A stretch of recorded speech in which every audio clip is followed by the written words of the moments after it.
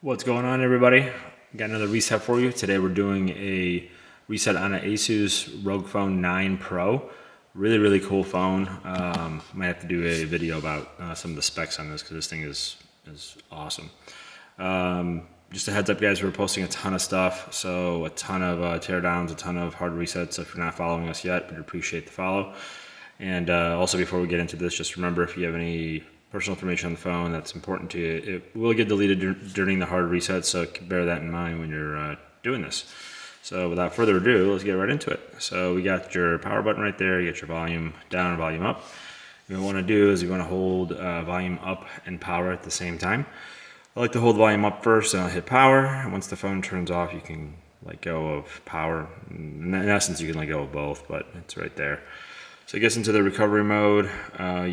Recovery mode, you should select where you want to go. You got recovery mode, power off, reboot bootloader, start. We'll get to recovery mode. Then we'll hit the power button to select yes. And then it will load into the option screen here. And we want to use the volume buttons to scroll, and we're going to scroll to wipe data factory reset. And it's warning you that this cannot be undone. We want to select yes, scroll down with the volume, and then hit power as your enter button.